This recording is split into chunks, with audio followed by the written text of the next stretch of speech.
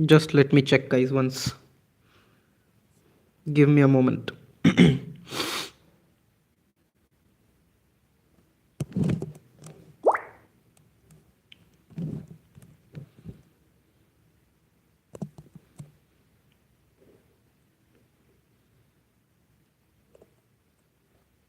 Yep.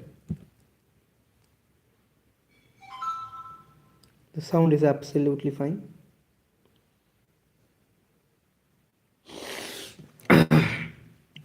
So let's start with today's topics. Let people join first. Just a minute. Okay.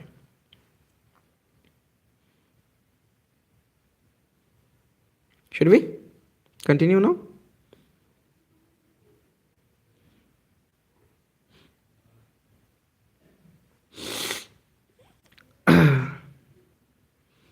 Should I wait or continue? Let people join first, right? How are you doing, guys? Good evening to everyone. Um,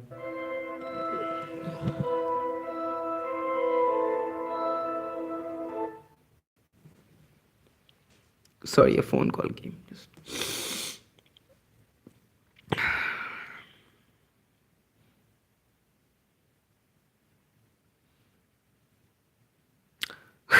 Why people aren't joining? Okay, let's just start, right? We will start, people will join, okay, as we go. Okay, so the first one is obviously the US. Shit, man.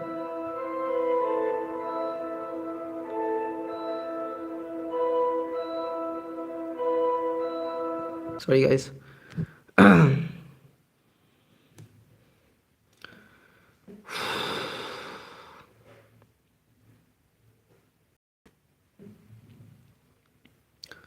Okay. So the first one was the Iranian issue, the Iranian protest, which is going on. Um,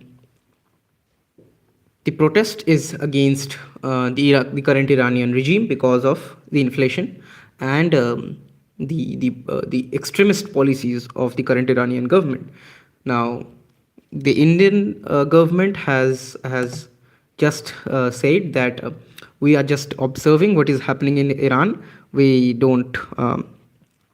It is not very very a very pleasant thing to interfere into someone internal issues, so we don't comment on that, and that is why the Indian government didn't, and said that we are closely monitoring because Iran is our one of our closest partners. But the problem is what is happening there. The protest is going on, but between that 646 people died. 646 people is not a very good number. The people died in in a protest against the government. This gives out a picture how controlled or how greedy the Iranian regime is. Okay, so because the Indian government has not released any official statement, so I won't go deep into it. That is what is happening. I will just touch that. 646 people died. Now, is it just the Iranian people doing it, or someone else is behind this? That is not. I am not sure about it. No one is sure about it because U.S. and Israel has expertise of orchestrating protests in countries. They have done it before many times, even in Iran many times, like during the case of Masamini, that in that case there was a speculation that US and Israel are fueling that protest, and there is a there is a person of their previous royal family of Iran whom US and Israel supports. And if the coup happened, um, then um, US and Israel will will uh, try to bring that person, that predecessor, um, sorry, that person from the Iranian royal family, to lead the country next, who is very pro-West, to be honest. Um, Now, Trump, just before, sometimes before, he announced that Iran is ready for negotiations, and the special envoy of Donald Trump, Steve Witkoff, was in touch of an Iranian representative. But now the situation is the virtual embassy in Tehran of USA, means the US embassy, the virtual US embassy. There is no physical embassy of US in Tehran right now. They are operating virtually. So that virtual embassy has produced an advisory for their people, that the people of the citizens of USA who are currently in Iran should leave the country immediately. Now, what does it mean? Take an example. Just think about it. We are Indians, and if our embassy in Islamabad tomorrow comments or release an advisory saying that immediately you know empty or immediately leave the city of Islamabad, from what does it mean? It means either they has an intelligence that Israel is going to do something, or US itself is going to bomb Iran again.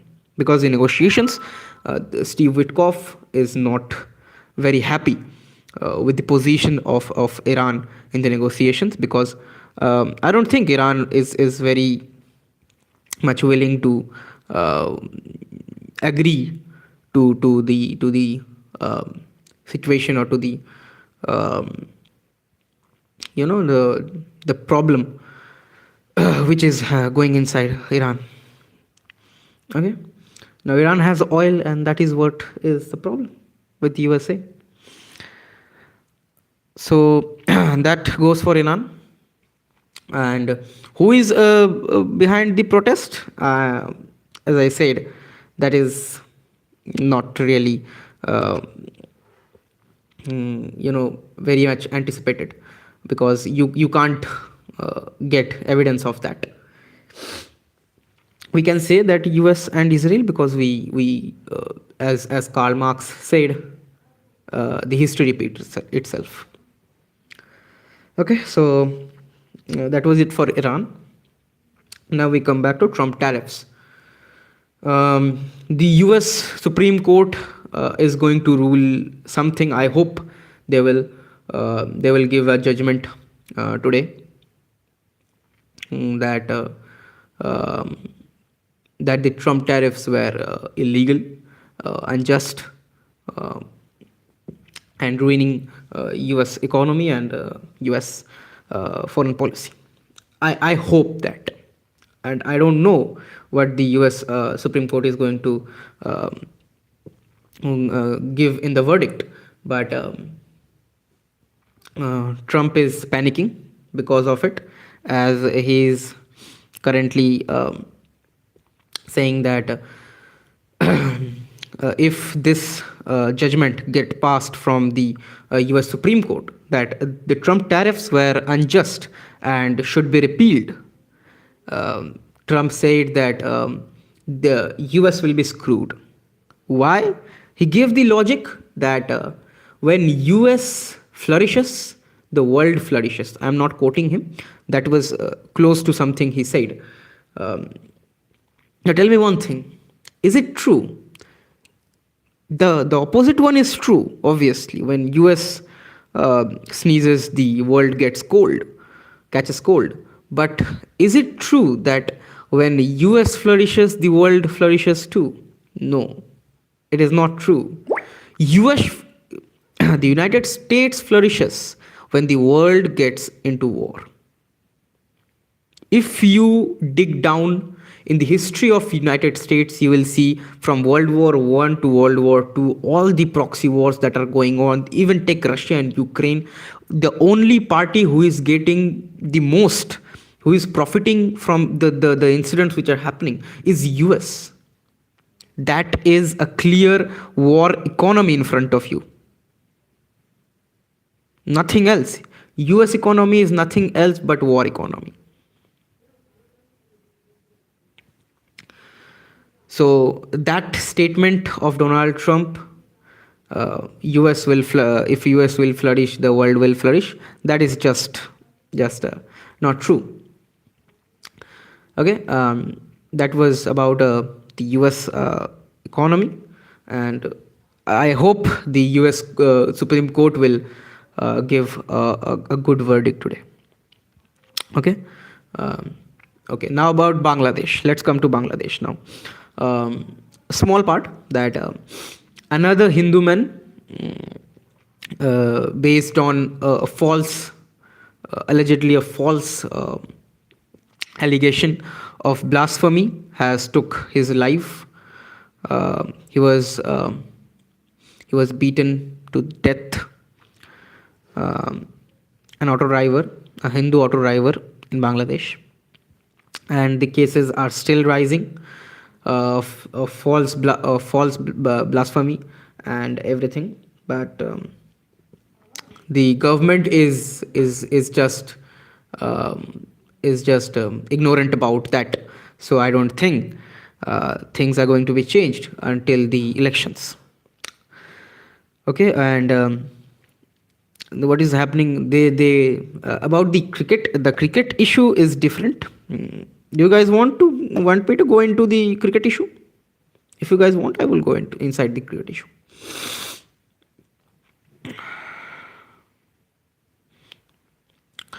The cricket issue is like, first of all, the Mustafizur Rahman case happened.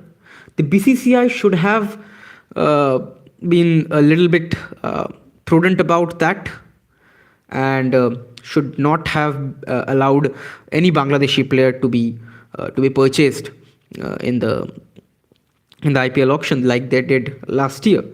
But they didn't, and Kolkata Knight Riders has purchased Mustafizur Rahman, and later on, because of the backlash which they faced, Kolkata had to release him. BCCI gave the orders, and then Bangladesh took some very big measures against IPL. They banned IPL in Bangladesh. They wrote a letter to BCCI that the T20 World Cup, which is coming very soon, which will be hosted by India and Sri Lanka together, the Bangladeshi team won't tour or won't play their matches in India because they are afraid of their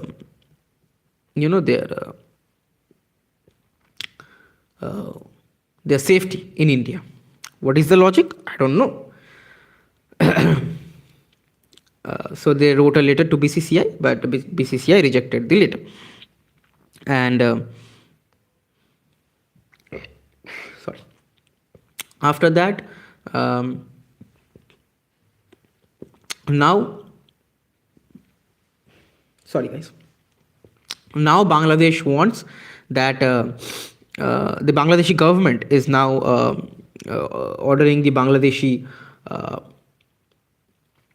cricket board that they should write another letter to BCCI saying that this is against our national dignity to send the Bangladeshi team to India to play the T20 World Cup. What is the logic? I again don't know. Please don't ask me. That you should ask Muhammad Yunus and the Bangladesh administration. I have no idea what the Bangladeshi Cricket Board and the Bangladeshi government is doing. Okay, so that was the Bangladesh issue. Um, Now we come to the last topic of today, that is the Shashgam Valley issue. The recent developments which happened between India and China for the Shashgam Valley. Now, look,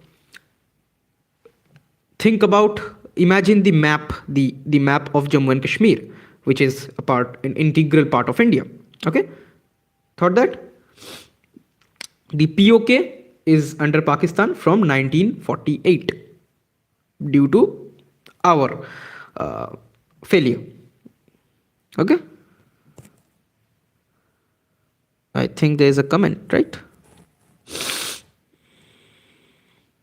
Hi, who said hi? Theo. Theo, hi Theo. Okay, so the Thashkam Valley issue, we were talking about that.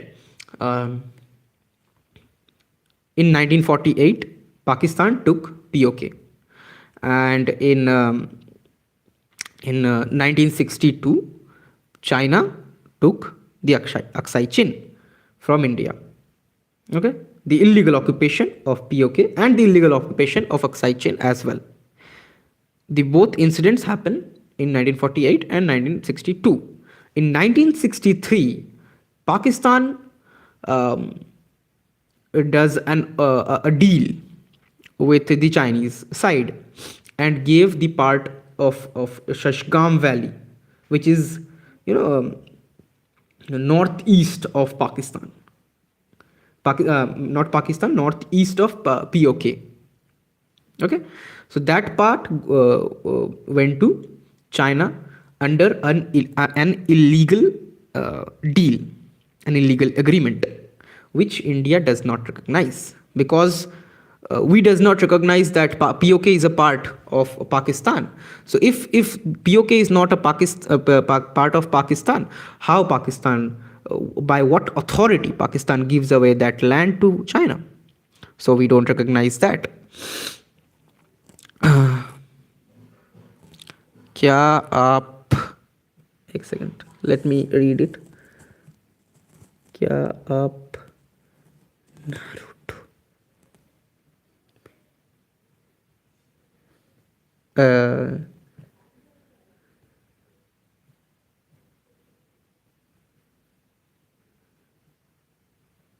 who is that?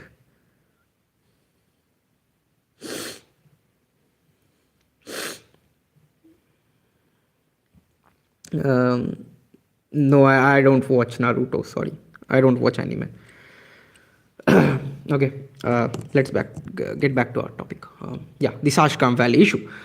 So, in 1963, the illegal agreement happened, and India didn't recognize that agreement ever.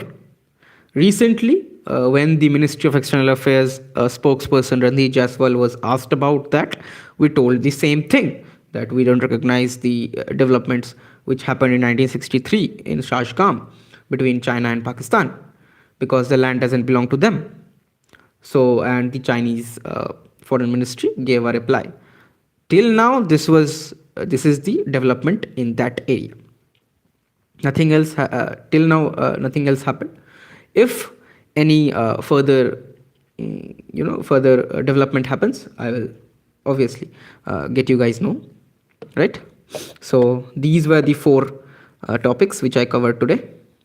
Okay, now the floor is yours. If you want, you can ask questions about geopolitics, right?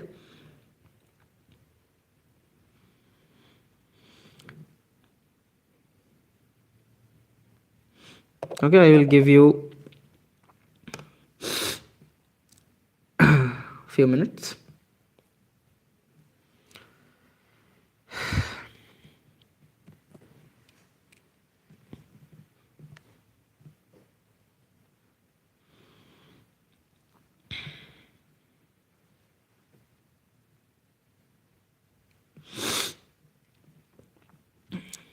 Okay, I don't think so. Anyone is Do you guys have any questions? You can ask. The floor is open. Anything about geopolitics?